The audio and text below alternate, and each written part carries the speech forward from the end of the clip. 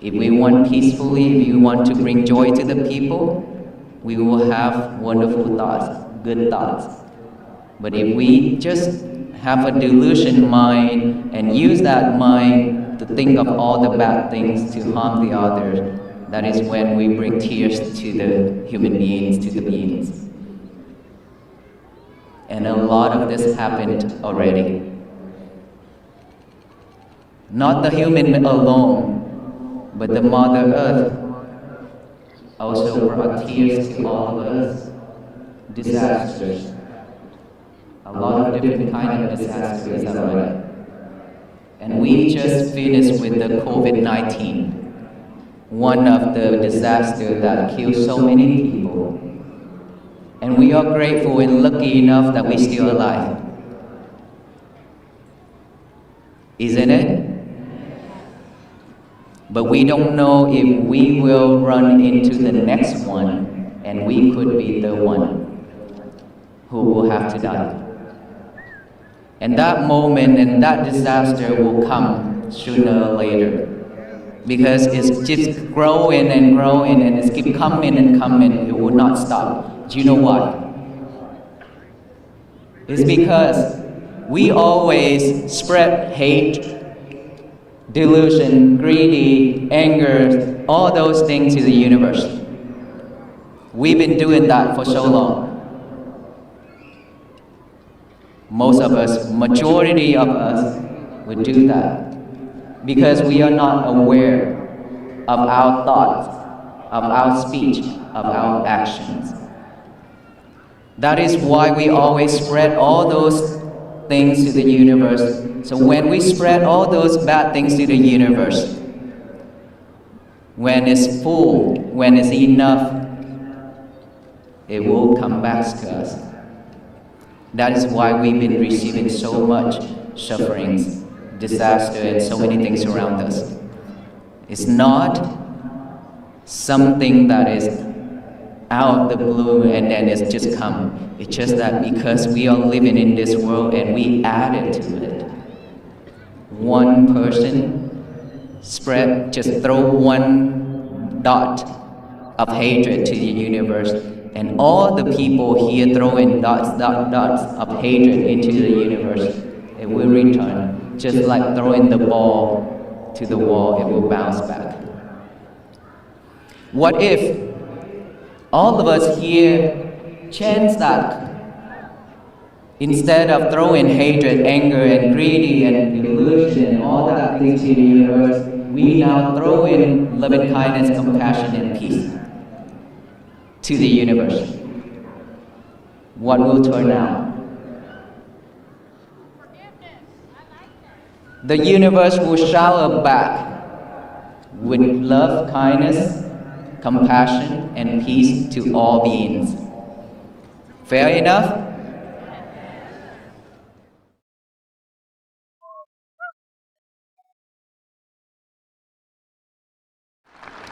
But I have to mention one thing.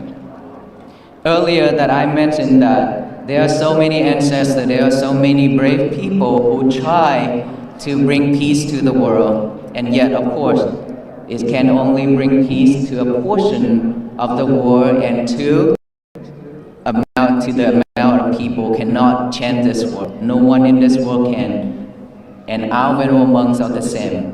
We cannot change this world. And they have sacrificed their life just because they want to have freedom for their country, for the world. They want to have peace for the people. That is why they stand up, they do something in exchange for peace to all of us here. And they have died. And we are the people who still survive. We still live in this world, which is this is the future generation and many more future generations. We live, but we don't have gratitude towards those people. Why is that? It's because we still hold anger, hatred because of their death. So that one time at the state capital of Alabama, I have stated this. They have died because peace and freedom to all for all of us to live in this world. It is now time that we should forgive and forget. Move on. Let all those anger and hatred cease within compassion and loving kindness so that peace can be bloom and flourish throughout this country and around the world. That is a way to pay gratitude towards our ancestors and all those people who have sacrificed their life for us. We should not live with anger or hatred or regret or anything like that anymore when we come to this year, the year of 2026. This is the time, this is the call for all of us to be awake. We have been in sleep for a long time. We slept for a really, really long time already. And we, as a Buddhist monks, we travel, we walk everywhere. It's just to hand you the key. Hopefully that you will stay awake and try to unlock that box where you have locked peace and happiness inside of that box and left it somewhere for a long time and you've forgotten it. The keys, we will share it to you. All we expect, all we ask is for you to unlock yourself. No one else can. It's within you. What is that key? The key of mindfulness. Mindfulness is something that we've been missing out.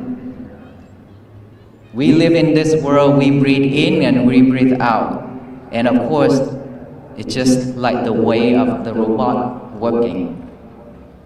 Breathe in and breathe out, moving back and forth, just like somebody controlling it. We don't have mindfulness. We are not aware of each and every breath going in and out. While we are living with those breaths, one breath in without going out, we die. Just that fast, that quick, because of impermanent. And we are here not to spread Buddhism, we are here not to try to convert anybody, but we are here to share with you the key of mindfulness, which is for all beings. That is already within you for a long time. This is the time where all of us will have to awaken and stay awake, which is pay attention to our breath going in and out by the nostril. Instead of breathe to survive, now we breathe to live the way we should be. We breathe to have a peace of mind. We breathe to love ourselves more than ever. No one in this world loves ourselves more than us. So, when we have time, what we should do is just pay attention to this nostril area. Breathe in, breathe out. Aware of that breath going in, aware of that breath going out. Patiently, mindfully. That's all we need to do. Let those breaths going in and out the way it is naturally. Do not force it. Don't try to force it to be long or short so that we can see our breath. Let's not do that. Just breathe normally like how you breathe right now. And be mindful of that breath going in. You can also count. 1 when we breathe in, 1 when breathe out. And then 2, breathe in, breathe out, count 2, breathe in, count 3, breathe out, count 3, in 4, out 4, in 5, out 5. And then reset from 1, 1 to 2 to 6, 6. And then reset from 1, 1 to 7, 7. And then 1, 1 to 8, 8. And then 1, 1 to 9, 9. 1, 1 to 10, 10. And start over again from 1 to 5. Each breath go in, count 1. Each breath go out, count 1. It's a pair like that. In 1, out 1, in 2, out 2, just like that. Be mindful with it. is because why do we need to count?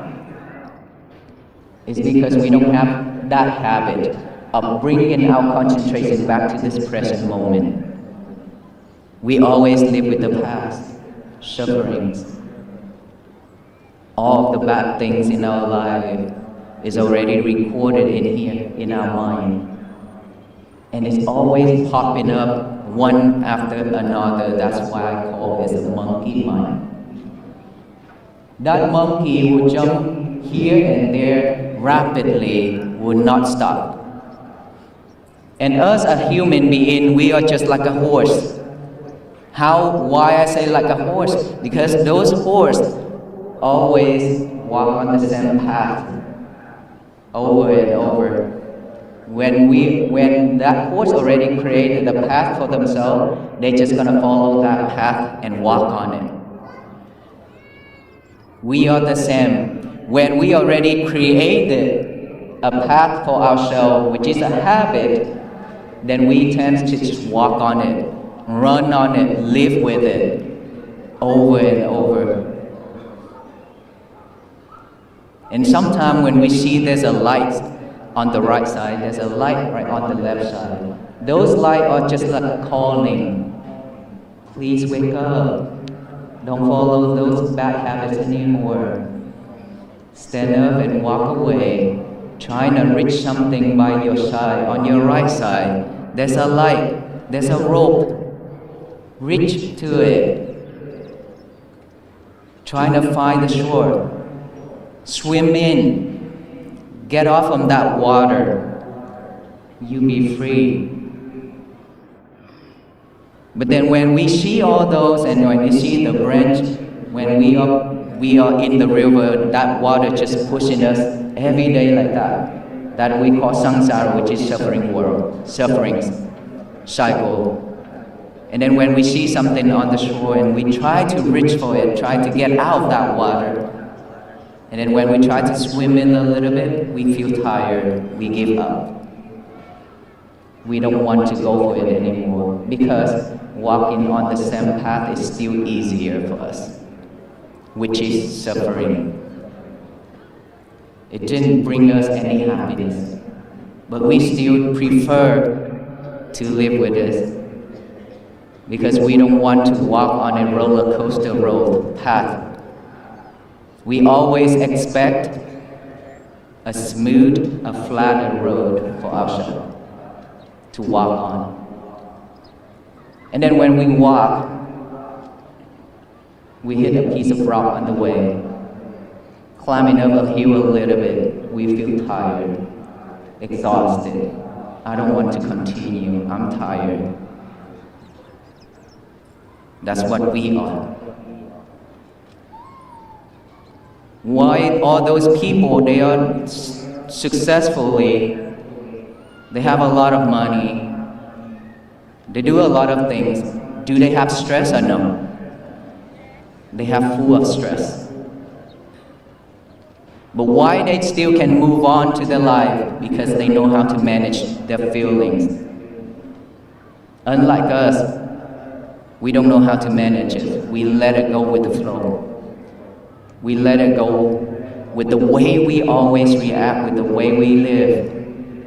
That is why we suffer so much and struggling with our life. And so when all those things that is already recorded in our head, in our mind, when there's a right conditions, when there's a right chance come, all those thoughts, all those already recorded in, it will pop up one after another in our head. And we think about it over and over, and we chase after it. We will not stop. That is not mindful. Because we chase after those thoughts means we live with the past and we think about the future. While right now and here, this present moment is what we should live with. Right now. Not the past, not the future.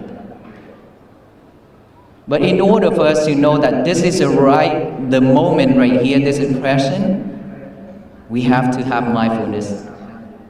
So when those thoughts popping up while we breathe in and breathe out, Simply just acknowledge that, oh, I have thought, oh, that thought is popping up now. We don't have to talk like what I just said, okay? Just simply acknowledge that you have a thought. Acknowledge it, bring your concentration back to the breathing. Right here, this nostril area. And then breathe in, breathe out again. Another thought pop up, another thought pop up. Again, we acknowledge it, bring it back here to the breathing. And then we breathe in, we breathe out. Trust me, there will be hundreds and millions of thoughts will popping up one after another. We don't have the new habit to bring our concentration back here yet. That is why we need to practice. But at the beginning, you will probably get bored really soon. You would think, oh, this is probably not the right method for me because it's so difficult, it's not right, because I don't see the results.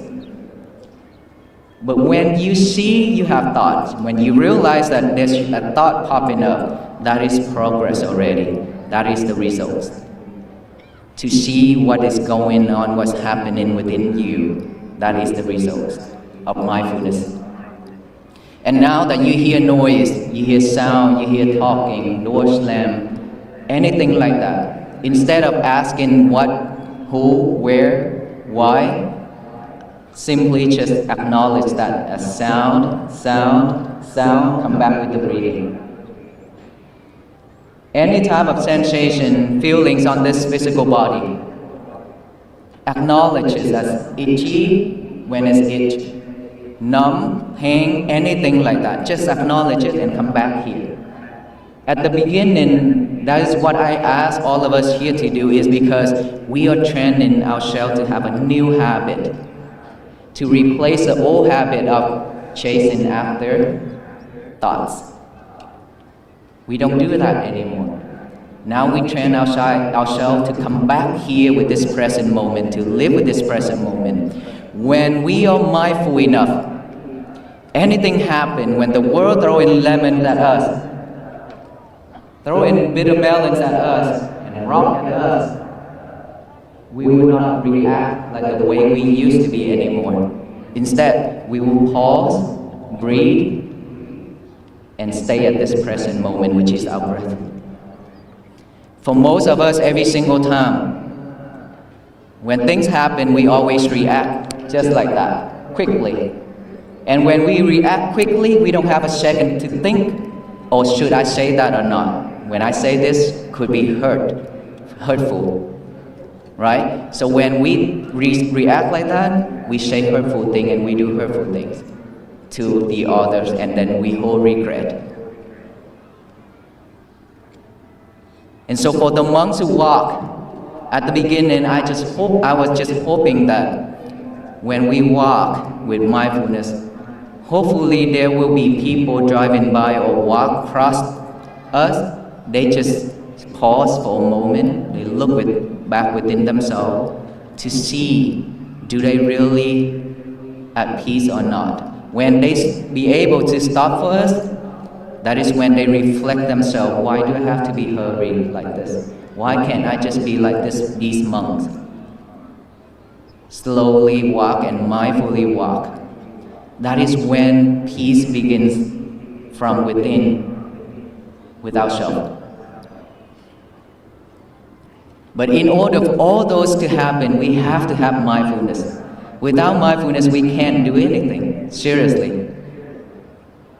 And because of this world is moving too fast, way too fast, and we always chase after it, trying to compete with it.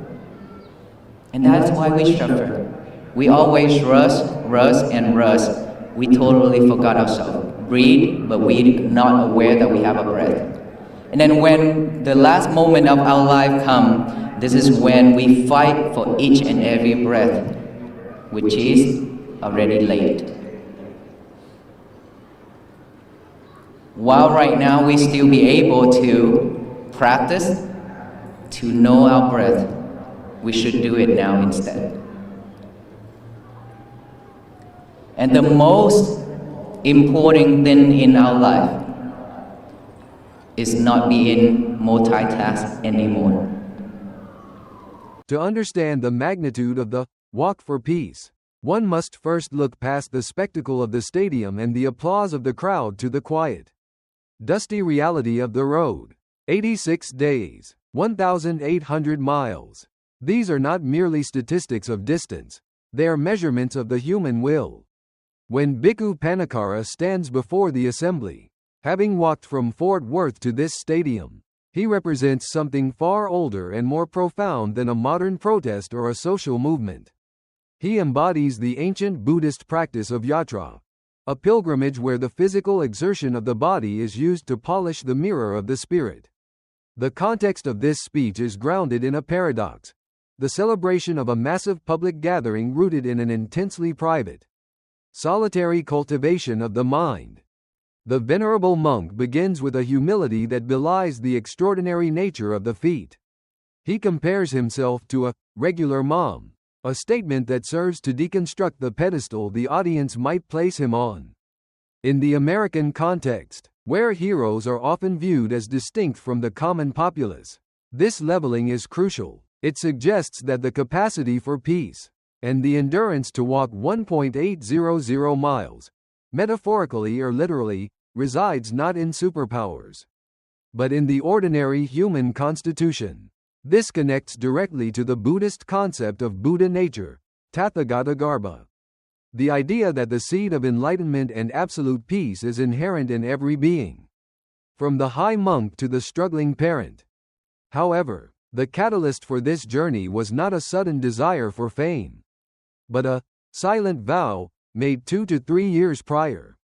In Buddhist philosophy, this is known as adhithana, strong determination or resolution. It is one of the 10 perfections, paramis, required for enlightenment. A silent vow is dangerous and powerful because it is a contract signed only with oneself. There is no external audience to hold you accountable, only the integrity of your own consciousness. The monk shares that his initial expectation was modest, perhaps reaching 1,000 people. Yet, the law of cause and effect, karma, dictates that pure intentions, when fueled by the immense energy of a vow, ripple outward in ways the originator cannot predict. The massive crowd in the stadium is the physical manifestation of that spiritual ripple. The walk itself serves as a living metaphor for the Dharma. The road is long, the weather unpredictable, and the body suffers. This mirrors samsara, the cycle of existence characterized by dissatisfaction and struggle. By walking through the Wild West of Texas, a place where the monk notes people were surprised to even see a Buddhist monastic, the delegation bridged a cultural and spiritual gap. It highlights a universal truth, regardless of geography or theology. The human heart recognizes the authenticity of peaceful sacrifice.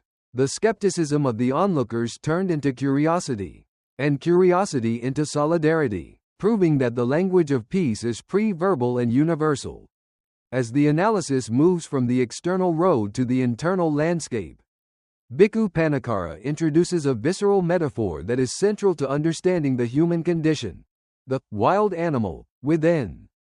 While popular mindfulness culture often refers to the monkey mind, a term describing the agitated, restless nature of thought, the monk escalates this imagery to include tigers, bears, and lions. This is not just a mind that is distracted, it is a mind that is dangerous. This distinction is vital for an American audience accustomed to viewing stress as a mere inconvenience rather than a lethal force. The wild animal represents the 3 poisons of Buddhism: greed, lobha, hatred, dosa, and delusion, moha. The speaker argues that the reason we do not have peace, despite seeing the word plastered on signs, walls, and in treaties, is that we have neglected the domestication of this inner beast. We have built a civilization adept at controlling the external environment, taming nature, and conquering space, yet the inner wilderness remains unmapped and lawless. The leash mentioned is sati, mindfulness, combined with sila, moral discipline. Without this leash, the animal breaks free. In a chilling connection to current events, the monk links this internal lack of control to the external violence plaguing society: shootings in schools, shopping centers, and streets. This reframes the narrative of violence. It suggests that societal violence is not merely a political or legal failure, but a spiritual crisis. When a person acts out of sudden rage, it is the tiger of hatred consuming the human host. The mind, when untrained, possesses a terrifying duality. As the monk notes, it can bring tears of joy to the universe, or it can bring tears of absolute sorrow. This aligns with the opening verses of the Dhammapada, which state that mind precedes all mental states. If one speaks or acts with an impure mind, suffering follows just as the wheel follows the hoof of the ox. Conversely, a purified mind brings happiness like a shadow that never leaves. The discussion of the wild animal also touches on the environmental consequences of our internal state. The speech suggests a direct link between the collective human consciousness and natural disasters or pandemics like COVID-19.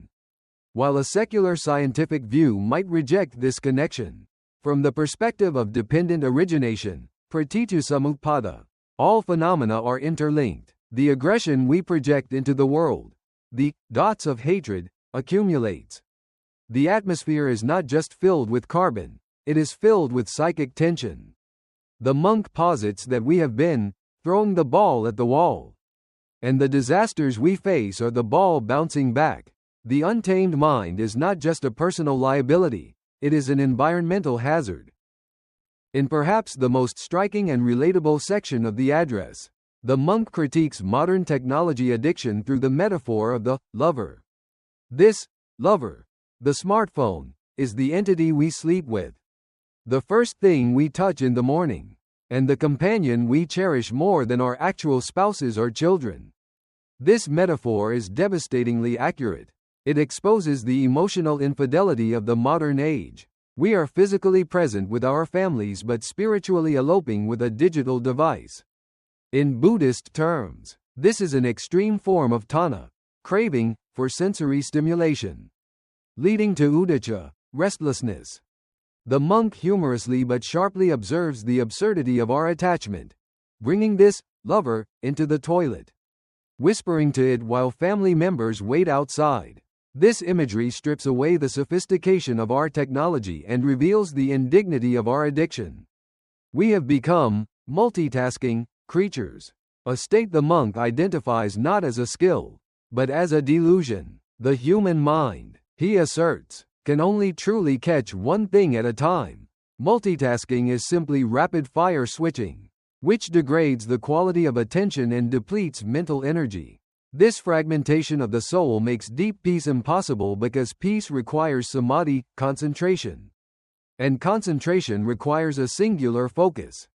Furthermore, the speech highlights a profound cognitive loss, the atrophy of memory. The inability to remember phone numbers is a symptom of a larger problem, the outsourcing of our consciousness to machines.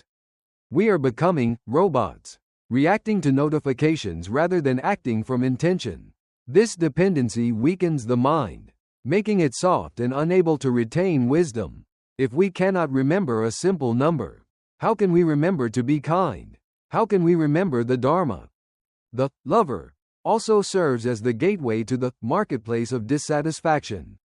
We lie in bed, unable to sleep, scrolling through sales, news, and social media. This constant influx of information fuels the monkey mind, giving it trash to chew on. The lover promises connection but delivers isolation and insomnia. The monk's prescription to liberate ourselves from this lover, especially in the sacred hour before sleep, is a call to reclaim our sovereignty. It is a plea to stop cheating on our own lives with a screen. Having diagnosed the illness, the wild animal within and the addiction to the digital lover, Bhikkhu Panikkara offers the cure, the key of mindfulness. It is significant that he describes this as a key that has been forgotten, locked in a box. The solution is not something that needs to be imported or bought.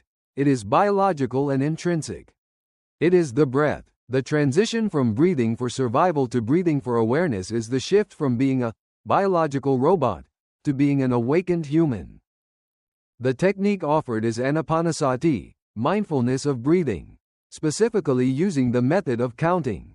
This is a traditional technique used to stabilize the coarse, unruly mind. The monk instructs the audience to count pairs, in 1, out 1, climbing the ladder to 5, then to 6, up to 10, and resetting. This structure is crucial. The mind, accustomed to the chaos of the lover and the wild animal, needs a job. If you do not give the mind a job, it will find one, and that job will likely be rumination, anxiety, or fantasy. Counting provides a neutral, rhythmic task that anchors the attention in the present moment, nirodha of distraction. The speech emphasizes that this practice is not about forcing the breath. It is about allowing. This distinction is subtle but powerful. In a Western culture obsessed with control and optimization, the instruction to let the nose breath go in and out naturally is a lesson in surrender. We are not manufacturing the breath, we are witnessing it. This shift from doer to observer is the first step in disidentifying with the ego. The monk warns that this practice is difficult. The mind will rebel, it will get bored. This boredom is essentially withdrawal symptoms from the dopamine hits of the digital world. However, the monk refrains failure. If you notice a thought has popped up, that is not a failure, that is the success of awareness. Acknowledging is the mechanism of liberation.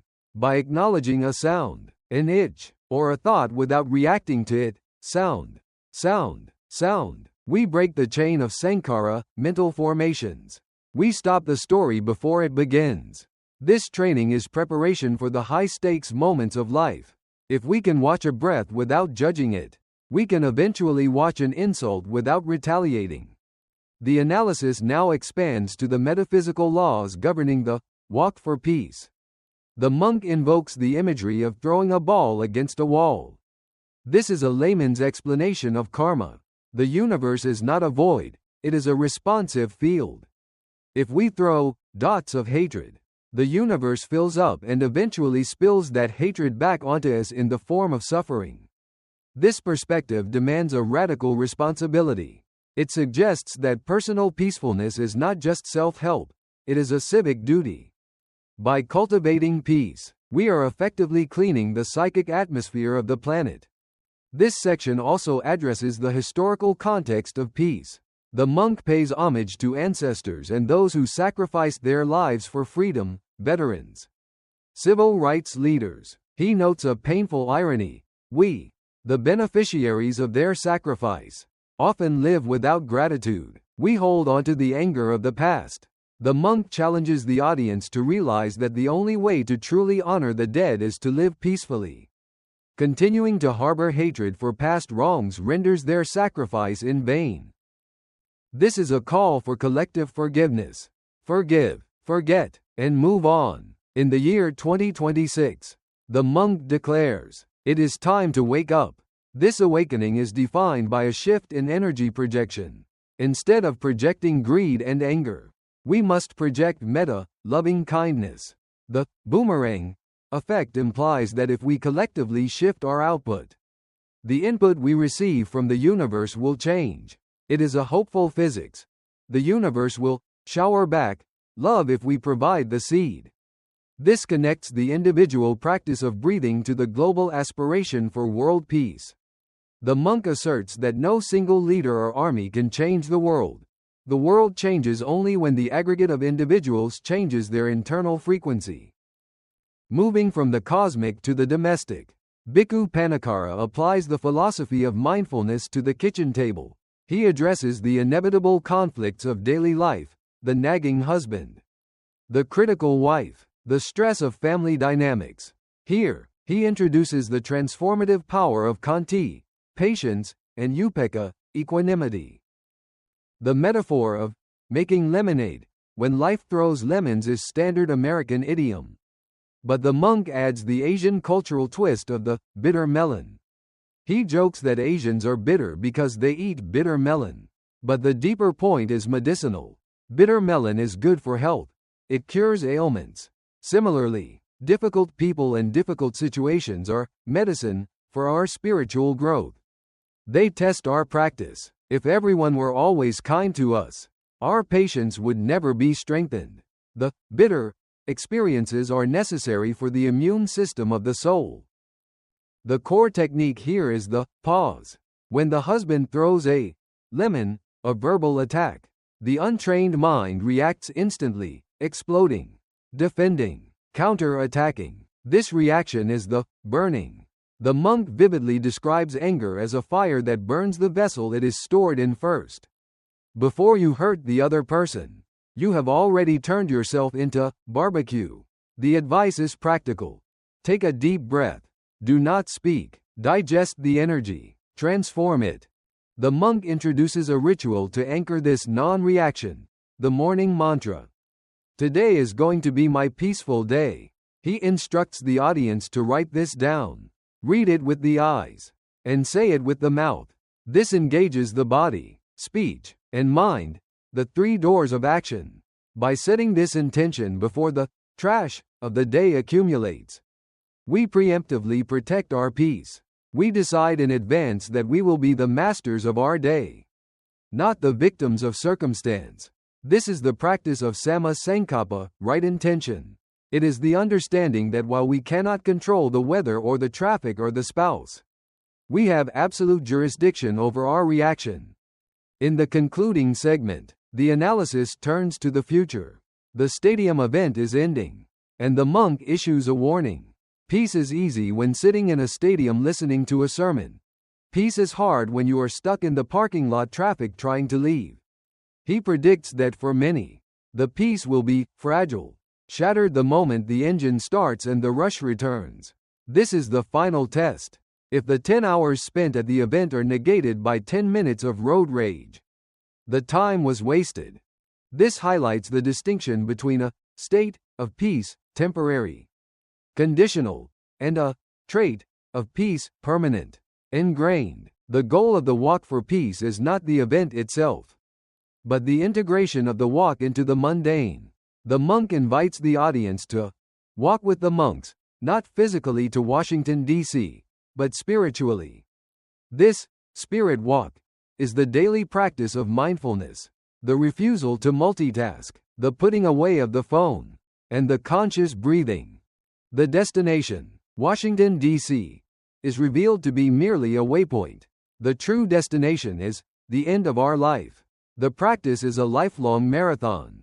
The monk shares his own physical pain, 17 years of back pain, to illustrate that peace is not the absence of pain. Peace is the acceptance of pain.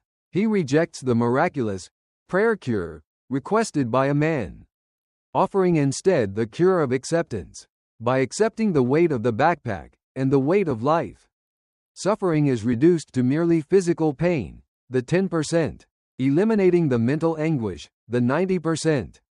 Ultimately, the analysis concludes that the walk for peace is an internal revolution. It is a call to awaken from the slumber of the robot, to tame the tiger within, to divorce the digital distraction, and to step onto the path of awareness. As the crowd disperses into the American highway system, the real walk begins. It is a walk taken one breath at a time, with the silent vow to make today, and every day, a peaceful one.